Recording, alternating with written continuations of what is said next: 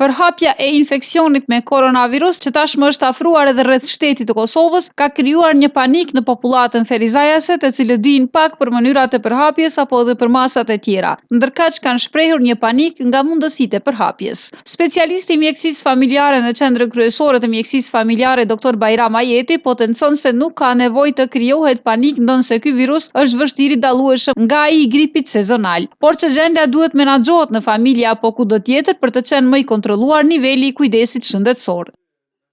I kisha lutë mos me bo panik. Panika nuk zgjidh. Kosova nuk ka koronavirus deri sot. Paktën zyrtarisht nga burime zyrtare. Kështu që ardha te mjeku bëhet vetëm kur i kemi simptomat, kur kemi temperaturë të lartë, kur kemi kollitje, kur kemi ethe. Në qoftë se një temperaturë kushtimisht po them deri 38 gradë Celsius, edhe qetësohet me një paracetamol apo me një ibuprofen, atëherë nuk ka nevojë domethënë që të shkohet te mjeku. Atë një temperaturë të lehtë mund ta trajtojmë në shtëpi me paracetamol, me brufen, duke shtuar sasinë e langjeve, duke ajrosur dhomën kur rrim, duke evituar daljet në vende ku ka grumbull të madh të njerëzve. Këto janë mosat që gjithmonë i kemi preferu edhe te preventiva e gripit zakonshëm. Kështu që nuk shoh ndonjë arsye për një panik kaq të madh, edhe sidomos me këto me blerjen e maskave.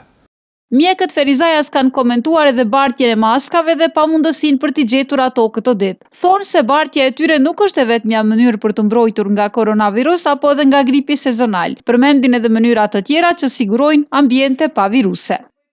Nuk është i vetmi mjet mbrojtës maska që parandalon depërtimin e virusit në organizëm.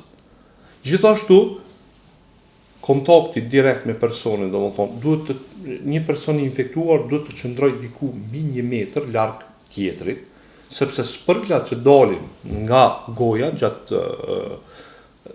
gjatë foljes, ato shkojnë diku ma pak se 1 metër dhe ato bien në tokë. Pastaj teshtimat, kollitja, gjithmonë duhet kihet parasysh që të përdoret pjesa e brendshme e brylit, domethënë kur teshtim ta fusim kokën kështu, e jo kështu. Gjithashtu, duhet kemi kujdes në higjienën e duarve, sepse nëse i lojmë duart me ujë të vakët dhe sapun, apo i dezinfektojmë me alkool, ajo domethënë i eliminon viruset edhe i qet domethënë në vosk apo në facolet, dhe ato facoleta duhet të kalojnë me njëherë domethënë në shportën më të afërt të bërllogët dhe mos përdoren 2 herë. Edhe te maskat, përdorimi i maskës është domethënë një përdorimshe, vendoset maska mirë, bëhet kufizimi domethënë me atë pjesën e metalt të huna, edhe mbulohet komplet goja edhe hunda.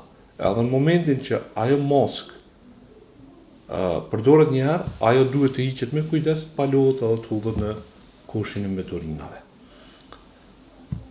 Mosat tjera të cilat duhet merren janë në qoftë se pacienti apo personi ka ethe, temperaturë, kollitje, të lajmërohet tek mjeku familjar, të bëjë një ekzaminim dhe të shifet domethënë se ku është gjendja.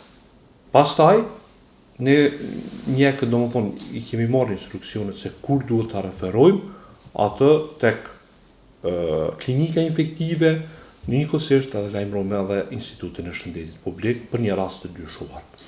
Sipas të dhënave nga organizatat me renome botërore të shëndetësisë, bëhet e ditur se virusi COVID-19 që po e shkakton infeksionin me koronavirus nuk është më i rrezikshëm se sa viruset e tjerë. Këto të dhëna i shpjegojnë edhe mjekët e këtushëm, të cilët tregojnë se edhe vdekshmëria nga virusi i cili është aktualizuar këtë ditë është më e ulët se sa ajo nga viruset e tjerë.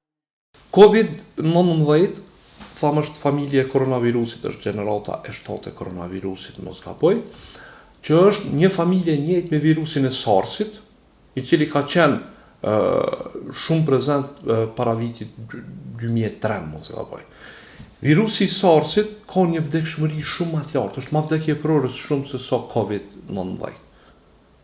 Mirë po, shpërndarja, infeksioni, do më thonë, është më i shpejt edhe më i shpesht me COVID-19, paktën nga literatura që kemi në posedim në website-in e OBSH-s. Kjo e bën dallimin. Mirë po, nuk është ma virulent, ma vdekjeprorës, jo virulent, ma vdekjeprorës se sa SARS-i. SARS-i ka qenë ma vdekjeprorës. Sepse SARS-i ka infektu direkt, do më thonë, rrugët e poshtme të frymarrjes. Ka shkaktu pneumoni, e cila ka qenë vdekjeprorës. Ndërsa COVID-19 edhe rastet cilat kanë përfundu me fatalitet, kanë qenë rastet të cilat kanë pas një komorbiditet, një sëmundshmëri, kanë qenë raste kronike, me sëmundje kronike dhe me imunitet të dobësuar. Ndërsa ka një numër të madh që janë rikuperu. Në mos gaboj, do më thonë, në Kinë, diku para 2 ditëve kur e kam shiku në website, kanë qenë diku rreth 80.000 të infektuar, po diku rreth 36.000 të rikuperuar. Kështu që kemi një përqindje të madhe që janë rikuperu. Njëkohësisht kemi edhe një numër të vdekjeve që me sa kam kuptu unë nuk e kalon domethënë 1%. Mjekët shpjegojnë se me ngritjen e temperaturave është vërtetuar se nuk do të ketë më rrezikshmëri të përhapjes së viruseve dhe për këto arsye kujdesi më i lartë duhet të jetë vetëm këto ditë.